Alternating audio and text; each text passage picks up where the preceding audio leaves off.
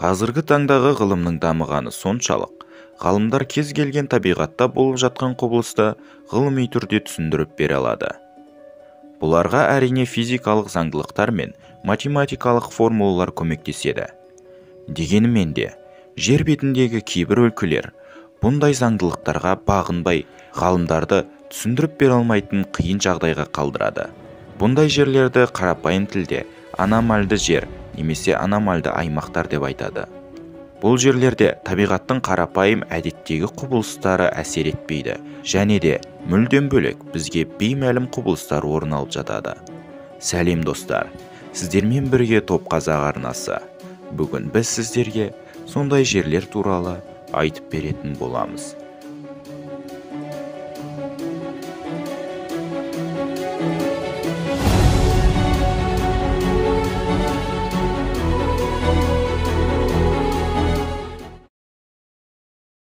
Сізде бұндай оқиға болған шығар.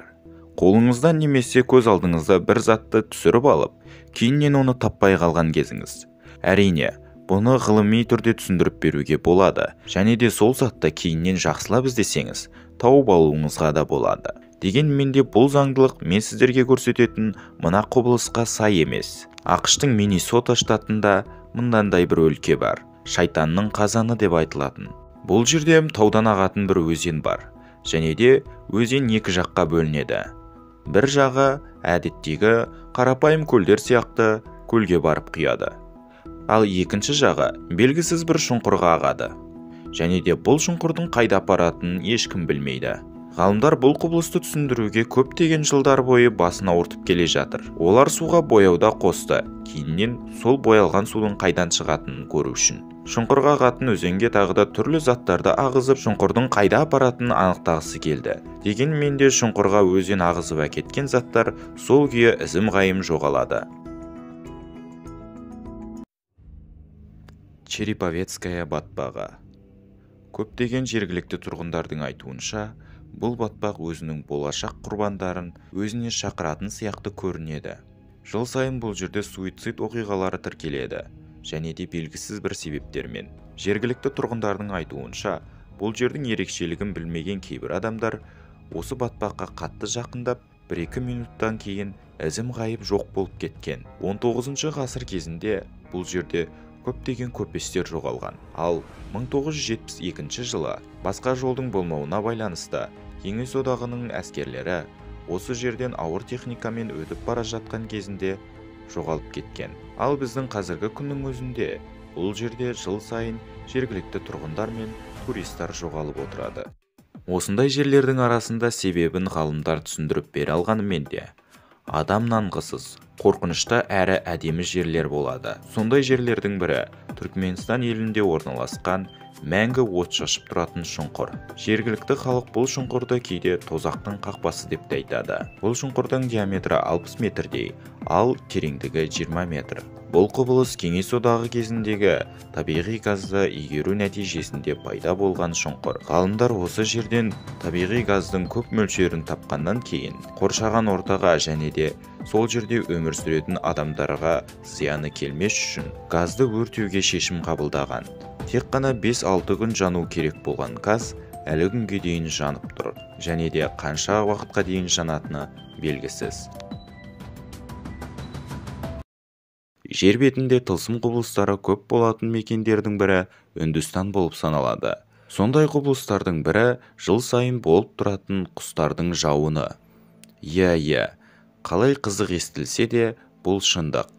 Үндістанның Джитинга даласында жыл сайын қыркүйек айында құстардың ғажайып іс-әрекеті ғалымдар мен жергілікті тұрғындарды таңғалдыруын доғарар емес. Жыл сайын белгісіз бір себептермен құстар осы мекенді торлап ұшып, күн ішінде жерге қарай құлайды. Нәтижесінде көптеген құстар жерге құлап өледі. Көп уақыттай бұл құбылысқа ғалымдар назарларын аудармай, жай ғана ойдан шығарылған ертегі сияқты қабылдаған болатын. Кейіннен ғалымдар келіп зерттеп таңғалған. Олардың зерттеуі бойынша құстар құдды бір трансқа кіргендей, яғни құстар ештеңені байқамай, тура жерге келіп құлаған. Жерге құлаған құстардың арасынан өлмегендерін тауып алып, олардың гипнозға түскендей кейіптеріне таңғалған. Құстар ешқандай да жем мен суды қабылдамаған, сондай-ақ адамның қолынан ұшып кетуге де тырыспаған көрінеді. Сондай-ақ ғалымдарды таңғалдыратын тағы бір зат, жерге құлап өлген құстардың көбіне күндіз ғана ұшатын құстар. Ғалымдардың кейбіреуі бұл жерде аномальды магниттік зона орналасқан, сол құстарға ұшуға кедергі жасайды дейді. Дегенмен де, не үшін тек қана түнде және де жылдың бір ғана кезінде? 1-2 күн осы құбылыс қайталанғаннан кейін, құстар құдды ештеңе болмағандай қайтадан өз жөндеріне ұшып кетеді. Өлім даласы. Бұл өлке ақш-тағы ең құрғақ ұлттық парктердің бірі болып саналады. Бұл жер өзінің танымалдылығын сонау 1930 жылдары алды.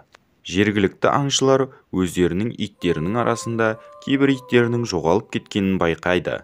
Сөйтіп ақыры аңшылар өз иттерін тапқан кезінде иттерін өлі күйінде табады.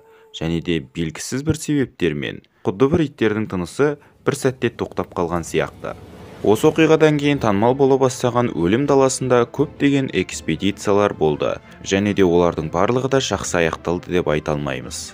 Жалпы 87 жыл бойы өлім даласында 10 мыңдаған адам жоғалған. Міне достар, бүгінгі видеомыздың соңы. Егер сіздерге видео ұнаған болса, арнаға тіркеліп лайк баса кетіңіздер. Сіздермен болған Топ Қазақ арнасы.